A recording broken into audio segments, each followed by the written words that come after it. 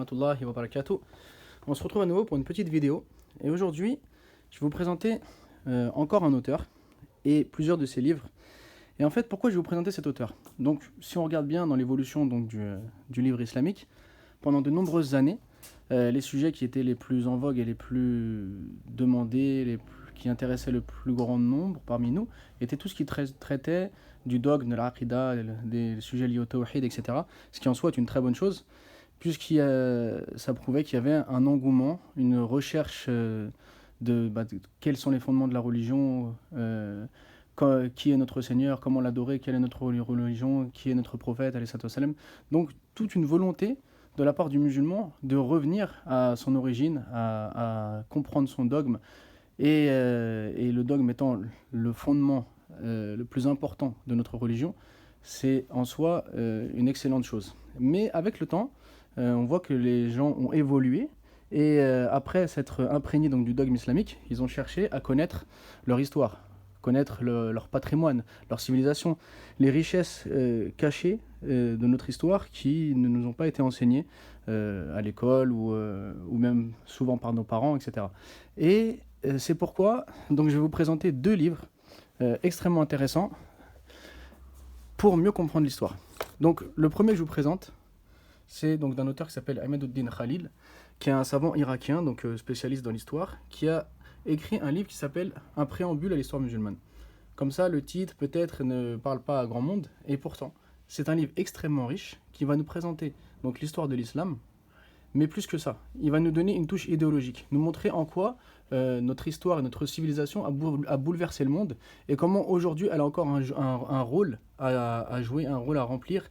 Ce qui fait que, au-delà d'être juste une histoire, donc ce livre est intéressant parce qu'il nous parle de l'histoire donc de l'islam de son début, ensuite avec les 4 califes, puis les Omeyyades, les Abbassides, ensuite comment l'islam s'est répandu en Asie, comment l'islam s'est répandu donc dans les différentes parties du monde, et en quoi est-ce que les musulmans ont apporté quelque chose de plus que finalement personne avant eux n'avait réussi à apporter. Et donc le livre, au-delà d'être juste une histoire, il donne une idéologie, il donne une idée de ce que doit être l'histoire dans la vie du musulman. C'est en ça qu'il se distingue des autres et qu'il est réellement intéressant. Et le même auteur a écrit un second livre qui s'appelle La révolution d'un calife. Et donc c'est une biographie de Omar ibn Abdel Aziz, mais également en quoi est-ce qu'elle est extrêmement intéressante, c'est que c'est pas juste l'histoire de celui qu'on appelle le 5e calife, Omar ibn Abdel Aziz, mais c'est pourquoi est-ce que finalement ça a été une révolution l'arrivée de ce calife. En quoi est-ce qu'il a changé le monde de son époque, et en quoi est-ce qu'il reste jusqu'à aujourd'hui un modèle à suivre. Donc s'intéresser à l'histoire, c'est une noble chose et une chose extrêmement intéressante dont on a tous besoin, mais comprendre l'histoire dans notre quotidien et le rôle que ça doit avoir sur nous-mêmes, c'est également, je pense, très important, et c'est vraiment un plus. Alors après, puisqu'on est dans l'histoire, je vous présente rapidement les livres qu'on a nous-mêmes édités donc sur la série des héros de l'islam. On avait commencé par Tariq ibn Ziyad et la conquête de l'Andalousie. Ensuite, Salahuddin al-Ayyubi, l'épopée du roi victorieux. On a le troisième qui arrive donc sur Abdelhamid ibn Badis, le grand savant algérien. Je vous présente aussi l'histoire du monde musulman, qui est un excellent livre qui parle donc de l'histoire de l'islam depuis les califes jusqu'à la chute des Ottomans. Donc l'auteur est un prof d'histoire, et l'avantage c'est que, comme pour les premiers livres que je vous ai présentés, ça présente l'histoire, mais avec de l'idéologie derrière. Et alors, on ne peut pas parler d'histoire sans parler des éditions Libat, qui sont, je pense, actuellement l'édition qui se distingue le plus sur ce sujet, qui nous a proposé donc un large choix sur la question. Donc, on a le Sultan du Maghreb, qui est une biographie de Youssouf ibn Tashfin. On a la conquête musulmane de l'Afrique du Nord, qui a été écrite donc, par un général pakistanais, qui, voyant le manquement des musulmans dans la connaissance donc, de leur histoire, a voulu prendre cette responsabilité, jouer ce rôle de redonner aux musulmans les connaissances nécessaires et suffisantes de leur histoire pour qu'ils puissent acquérir une fierté. Et puis, comme on dit, celui qui connaît le passé sera plus fort dans le présent et bien sûr dans l'avenir. Il pourra anticiper les événements, il aura une vision beaucoup plus large.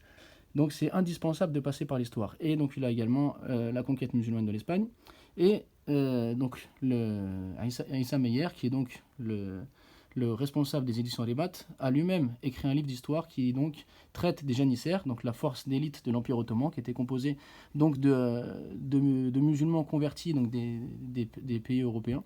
Des livres que je vous conseille vivement.